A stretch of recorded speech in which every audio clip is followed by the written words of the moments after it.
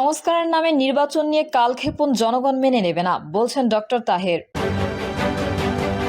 আমরা সংস্কারও চাই, নির্বাচনও চাই, বললেন সাকিব। মুজিব আর জিয়া এক জিনিস নয়, বললেন দুদু। এবং সর্বশেষ জানাবো, সাতক্ষীরায় জানালার গ্রিল কেটে 5.5 লাখ টাকা ও 6 ভরি স্বর্ণের গহনা চুরি। এতক্ষণ শুনছিলেন সংবাদ শিরোনাম, এবারে বিস্তারিত।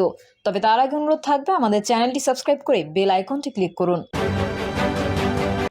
সংস্কারের নামে নির্বাচন নিয়ে কালক্ষেপণ জনগণ মেনে নেবে না, বললেন ডক্টর তাহের। বাংলাদেশ জামায়াত ইসলামীর নায়েবে আমির ডক্টর সৈয়দ আব্দুল্লাহ মোহাম্মদ তাহের বলেছেন, ভারত আমাদের বিরুদ্ধে ষড়যন্ত্র করছে।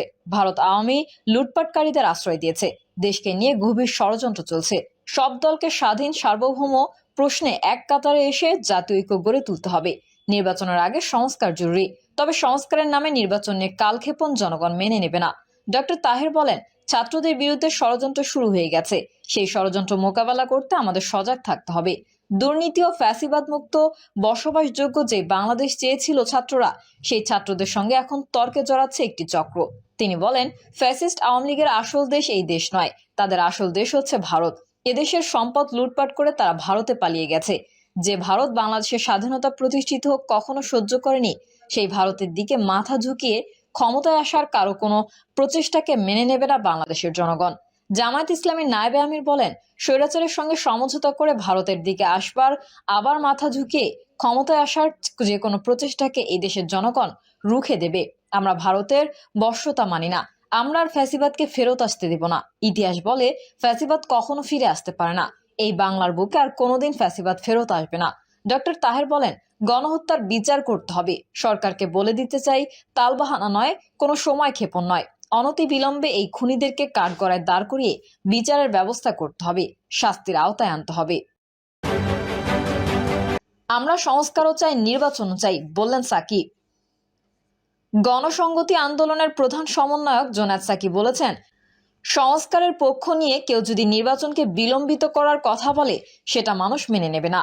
আবার নির্বাচনের কথা বলে সংস্কার যদি আড়াল হয়ে যায়, সেটাও মানুষ গ্রহণ করবে না।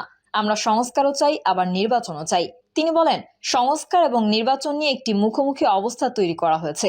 আমরা মনে করি সংস্কার এবং নির্বাচন কোনো মুখোমুখি ব্যাপার নয়। নির্বাচনের জন্য সংস্কার দরকার, আবার সংস্কার শেষ করে নির্বাচন দরকার।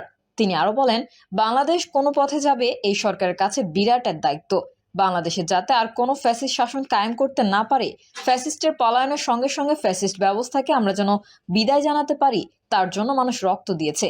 সেটা যদি আমরা বাস্তবায়ন করতে চাই, তাহলে আমাদের সকলের মধ্যে ঐক্য রক্ষা করতে হবে।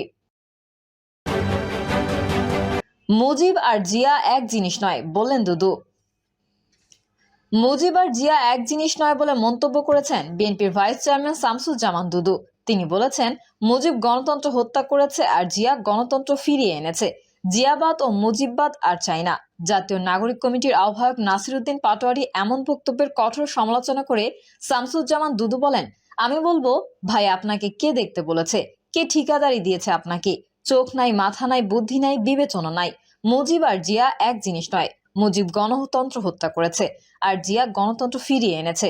মুজিব মুক্তিযুদ্ধের সময় পালিয়ে গেছেন আর জিয়াউর রহমান মুক্তিযুদ্ধের ঘোষণা দিয়েছেন এবং যুদ্ধ করেছেন।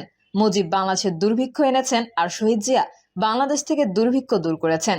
শহীদ জিয়া আর মুজিবের মধ্যে যে পার্থক্য বুঝে না, সে নাকি আবার রাজনৈতিক দল গঠন করবে। এটা দুঃখজনক। মানুষ জানে শহীদ জিয়া, বেগম জিয়া এবং তারেক রহমান কি আর ফ্যাসিবাদ কি। শামসুজ্জামান দুদু বলেন, আরাফাত রহমান কোকো শুধু প্রেসিডেন্ট জিয়াউর রহমানের এবং বেগম খালেদা জিয়ার আদরের ছেলে নন, তিনি একজন বিশিষ্ট ক্রীড়া সংগঠকও ছিলেন। তিনি রাজনীতির সঙ্গে না থাকলেও রাজনৈতিক পরিবারের একজন আদরের সন্তান ছিলেন। এই ধরনের একটা পরিবারের মানুষকে পরিকল্পিতভাবে হত্যা করা হয়েছে।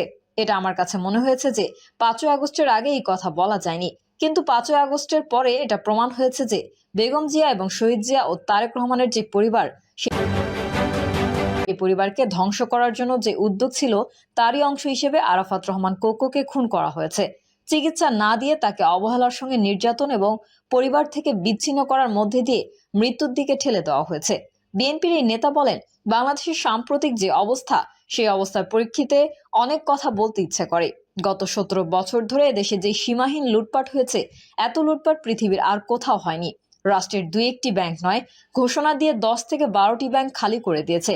এমনকি কেন্দ্রীয় ব্যাংকে একটি পরিবারের সদস্যরা শুধু লুটই নয়, টাকা পাচার করা থেকে শুরু করে সবকিছু করেছে। এই পরিবার বুঝিয়েছে চুরি করাই তাদের কাজ, ডাকাতি করাই তাদের কাজ। সেই পরিবারের শেখ মুজিবুরের ছেলে শেখ কামাল ব্যাংক ডাকাত হিসেবে স্বীকৃতি পেয়েছিল। তিনি বলেন, বিরোধী মতকে দমনের জন্য শেখ মুজিব রক্ষী বাহিনী নিয়েছিলেন। তিনি 40 থেকে 50 হাজার মানুষকে খুন, গুম, নিখোঁজ করেছেন। সিরাজ শিকদারের মতো ব্যক্তিকে শেখ মুজিব শুধু হত্যাই করেনি, জাতীয় সংসদে দাঁড়িয়ে দম্ভের সঙ্গে বলেছেন, আজ কোথায় সিরাজ শিকদার? শেখ মুজিবের জীবনদশায় এদেশে দুর্ভিক্ষ হয়েছে উল্লেখ করে বিএনপির ভাইস চেয়ারম্যান বলেন, যখন শেখ মুজিবুর রহমান তার 2 পুত্রকে সোনার মুকুট পরিয়ে বিয়ে দিচ্ছেন, সেই সময় এদেশে দুর্ভিক্ষ হয়েছিল। সেই দুর্ভিক্ষে লাখ লাখ মানুষ জীবন হারিয়েছে। এর মধ্যে দিয়েই শুধু শেষ নয়, তার পরের ধাপ ছিল শেখ মুজিব কাউকেই রাজনীতি করতে দিবেন না, কাউকে কথা বলতে দিবেন না, লিখতে দিবেন না। এরপর তিনি একটি দল বানালেন এবং বাকি সবগুলো দল নিষিদ্ধ করে দিলেন। সেই দলটি ছিল বাকশাল। তারপরে তার যে পরিণতি হয়েছিল সেটিকে অনেকে ভয়ঙ্কর বলে, অনেকে নির্মম বলে। ভয়ঙ্কর, নির্মম এর চেয়েও আরেকটি জিনিস হলো, শেখ মুজিব রাজনীতি নিয়ে ছেলে খেলা করেছিলেন। রাজনীতি প্রতিশোধ ভয়ঙ্কর, সেটি তার মরণ ঘটিয়েছে। ছাত্রদলের সাবেক এই সভাপতি আরো বলেন, শেখ মুজিবরের কন্যা শেখ হাসিনা দম্ভ করে বলতেন, মুজিব কন্যা কখনো পালায় না। এখন কিভাবে পালালেন সেটা সবাই দেখেছেন। বিশ্বে এরকম নজির নেই। তার বোন শেখ রেহানা এবং তার 3 সন্তান সবাই চোর। বাংলাদেশের মানুষ তারেক রহমানকে প্রধানমন্ত্রী হিসেবে দেখতে চায় মন্তব্য করে দুদু বলেন, এটাই সত্য। একটা মানুষ 17 থেকে 18 বছর ধরে বিএনপিকে শুধু রক্ষা করেননি, গণতন্ত্রকামী মানুষকে রক্ষা করেছেন, মানুষকে নির্দেশনা দিয়েছেন, সংগঠিত করেছেন। তারেক রহমান দেখিয়েছেন, মানুষের সঙ্গে থাকলে সে যত দূরেই থাকুক না কেন, মানুষ তাকে পছন্দ করবে এবং হৃদয়তে অনুভব করবে। তারেক রহমানের ক্ষেত্রে আমরা সেটা দেখেছি। দেশের চলমান রাজনৈতিক প্রেক্ষাপট তুলে ধরে এই সময় তিনি আরো বলেন, এখন নির্বাচন নিয়ে নানান কথা হচ্ছে। ফ্যাসিবাদকে পরাজিত করার পরে জাতি গণতন্ত্রে ফিরবে, এটা তো বাস্তবসম্মত। গণতন্ত্রে ফেরার জন্য একমাত্র পথ হলো নির্বাচন। নির্বাচনের মধ্যে জাতিকে যদি না নিয়ে যাওয়া হয়, তাহলে গণতন্ত্র ফিরে আসার দ্বিতীয় কোনো পথ আছে বলে মনে হয় না। যারা গণতন্ত্র ফিরতে চান তারা গণতন্ত্রের কথা বলছেন, আর যারা নির্বাচনের বিরোধিতা করতে চান তারা গণতন্ত্রের বিপক্ষে অবস্থান নিয়েছেন। মির্জা ফখরুল ইসলাম আলমগীরের উদ্ধৃতি দিয়ে তিনি বলেন, আমাদের মহাসচিব স্পষ্ট করে বলেছেন, এই সরকারকে নিরপেক্ষ ভূমিকা পালন করতে হবে, অর্থাৎ সব দলকে এই সরকারের সমান অধিকার দিতে হবে। কিন্তু নতুন কোনো রাজনৈতিক দল গঠনের যারা উদ্যোগ নিয়েছেন, তারা যদি সরকারের প্রতিনিধিত্ব করেন তাহলে বিতর্ক সৃষ্টি হবে। মহাসচিব সত্য কথা বলেছেন। যারা গণতন্ত্র এবং বাস্তবতায় থাকতে চান তারা মহাসচিবের বক্তব্যকে অভিনন্দন জানানো উচিত ছিল, কিন্তু তার সদিচ্ছা নিয়ে, তার উদ্যোগ নিয়ে যে কথা বলা হয়েছে, এটা দুঃখজনক ঘটনা।